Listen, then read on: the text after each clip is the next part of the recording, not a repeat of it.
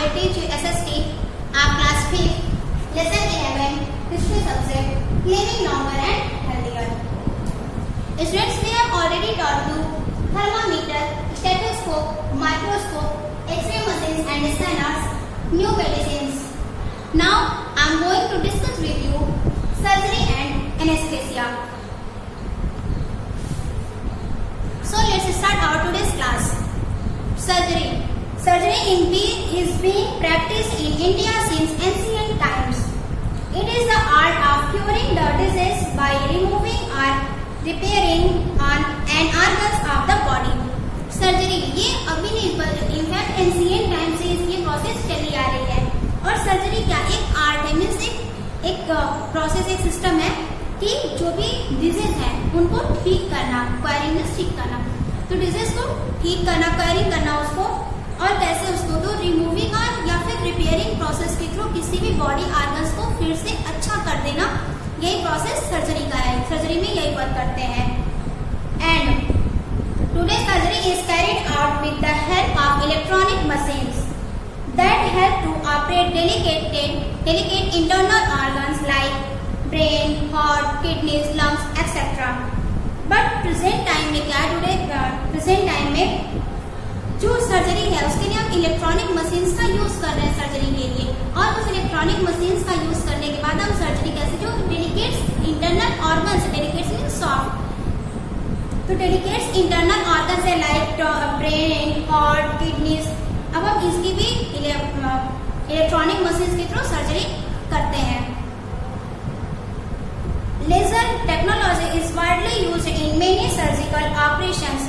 और बहुत सारे सर्जरी के लिए, सर्जरी वाले जो हम ऑपरेशन करते हैं, सर्जिकल ऑपरेशंस के लिए हम लेजर टेक्नोलॉजी का यूज करते हैं.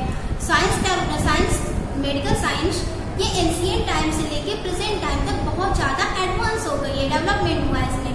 तो इसलिए अभी सर्जरी के लिए हम लेजर टेक्नोलॉजी का भी यूज करते हैं. Even cosmetic surgery is being performed nowadays in case of skin injuries like burn art to improve the looks of a person. और लेजर टेक्नोलॉजी ही नहीं, इनफैक्ट प्रेजेंट टाइम में हम कॉस्मेटिक सर्जरी का भी यूज कर रहे हैं. What is cosmetic surgery?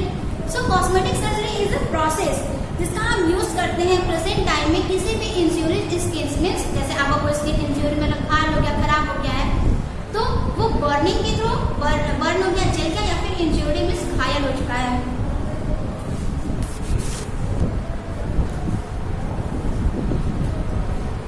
Sorry students, अभी प्रेजेंट टाइम में कॉस्मेटिक सर्जरी का भी यूज कर रहे हैं. और कॉस्मेटिक सर्जरी के थ्रू क्या करते हैं कि हमारी बॉडी पार्ट्स के जो कोई भी ऑर्गन से कोई भी बॉडी पार्ट्स है वो इंस्टीट्यूट मतलब घायल हो गया, या फिर चोट लग गई, या इससे वजह से बर्निंग जल चुका है, तो उसको हम फिर से रिपेयर करके कॉस्मेटिक सर्जरी के थ्रू एकदम पहले के जैसे फिर से अच्छा कर देते हैं. तो ये पूरी सिस्टम है कॉस्मेटिक सर्जरी का, जिसमें हम किसी भी अपने पार्ट्स को पहले की तरह अच्छा कर लेते हैं.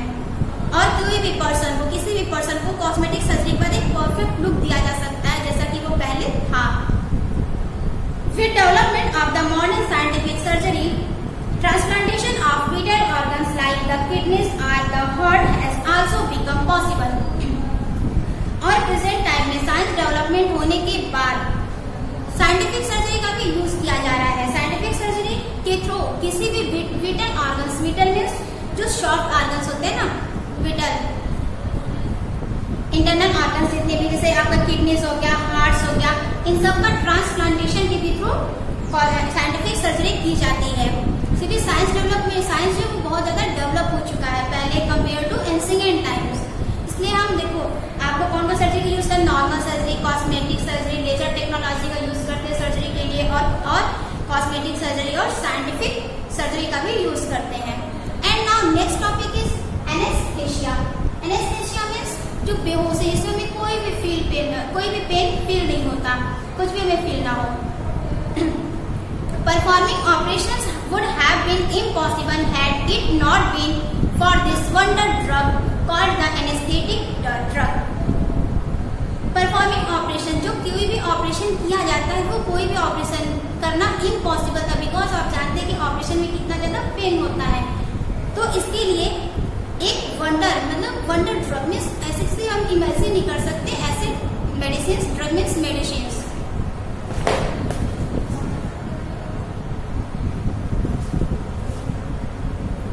एनेस्थेसिया, इसमें जब ऑपरेशन करते हैं तो कोई भी पेन हमें फील नहीं हो, इसके लिए एक इमेजिन नहीं कर सकते ऐसे ड्रग मीन्स मेडिसिन, ऐसी मेडिसिन आई और इसी मेडिसिन को कहते हैं एनेस्थेटिक ड्रग मीन्स जो एनेस्थेटिक की मेडिसिन है। The discovery of these drugs helped to the doctors to operate the patients as they did not feel any pain while being operated। और इस डिस्कवरी से इससे हेल्प मिली जब डॉक्टर किसी भी पेशेंट को ऑपरेशन करते हैं, ऑपरेशन के टाइम किसी भी पेशेंट को किसी भी एनी टाइप का भी पेन फील नहीं होता और इसकी वजह से और डॉक्टर को ऑपरेशन करने में भी इजी था, वो इसलिए ऑपरेशन कर पाते किसी पेशेंट को और पेशेंट को भी कोई किसी भी टाइप का पेन फील नहीं होता। ये इमेजिन तो ये वंडरफुल ही तो था। इन medical practice general anaesthesia is a state of total unconsciousness resulting from general anaesthetic drug. और ये जनरल अगर मेडिकल प्रैक्टिस जनरली देखा जाए तो एनेस्थेसिया जो था इसमें किसी भी पेशेंट को टोटल अनकॉन्शियसनेस मतलब बेहोश करना ना, किसी पेशेंट को टोटली अनकॉन्शियसनेस कर देना, बेहोश कर देना और उसके बाद उसको ऑपरेशन करना जिसकी वजह से कुछ भी फील नहीं होता है। Chloroform, a colorless liquid, was used as an anesthesia for the first time by James Simpson। In the ancient time जब एनेस्थेसिया की मेडिसिन का डिस्कवर नहीं हुआ था तो उस टाइम जेम्स सिम्पसन एक साइंटिस्ट थे, इन्होंने क्लोरोफॉर्म एक कलरलेस लिक्विड होता है, सब कोई कलर नहीं होता, कलरलेस है, तो क्लोरोफॉर्म लिक्विड का यूज करते हैं एनेस्थेसिया के लोगों को ऐसे ताकि उसको कोई भी पेन फील ना हो। And later much more drug were discovered, but बाद में बहुत सारी मेडिसिन का डिस्कवर किया गया, which were also better as they did not harm the human body in any way. जो इतने सारे मेडिसिन का डेवलप हो जाने के बाद एक एनेस्थेसिया की मेडिसिन डेवलप हुआ जिससे पेशेंट को किसी भी टाइप का पेन फील नहीं होता और किसी भी ह्यूमन बॉडी के लिए या किसी भी पेशेंट को किसी भी तरह से वो हार्मफुल नहीं था। तो एनेस्थेसिया की मेडिसिन डिस्कवर की गई इसके लिए। Joseph Lister discovered that carbolic acid could be used in operation theatre to kill the germs. और जोसेफ लिस्टर इन्होंने डिस्कवर किया था कार्बोलिक एसिड का। कार्बोलिक एसिड का यूज क्यों करते हैं तो जो ऑपरेशन थिएटर में आपको पता ना कि मेडिकल आप डॉक्टर में जाओ, डॉक्टर में कहीं भी जाओ तो बहुत सारे जर्म्स होते हैं जिसको हम नेट आइज से नहीं देख पाते ओपन आइज से, तो ऐसे ऑपरेशन थिएटर में जो जर्म्स होते हैं उनको किल करने के लिए, मारने के लिए कार्बोलिक एसिड का यूज किया गया और इसको डिस्कवर कौन करते हैं तो जोसेफ लिस्टर इसको डिस्कवर करते हैं। He also start the practice of sterilization of surgical instrument और इन्होंने सर्जिकल इंस्ट्रूमेंट का स्टेरिलाइजेशन भी एक प्रोसेस स्टार्ट किया। What is sterilization? Sterilization is a process whereby instruments are made germ free by boiling in water for some time।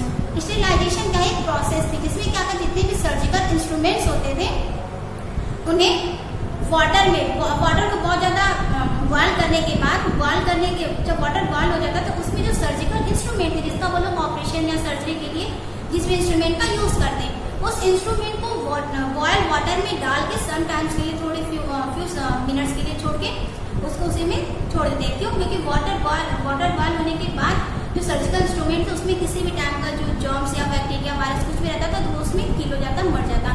और ऐसे जो instrument होते वो जर्म फ्री हो जाता है, इससे कोई भी जर्म्स फिर नहीं रहता। इसके लिए स्टेरिलाइजेशन प्रोसेस का यूज किया गया और इससे सर्जिकल इंस्ट्रूमेंट्स अच्छा हो गया ताकि अगर दूसरे पेशेंट को फिर से हम यूज करें तो उसे भी कोई हार्मफुल ना हो। Okay students, I hope you understand both topics surgery and anaesthesia. If you have any questions then you can ask me in comment section. Thank you students.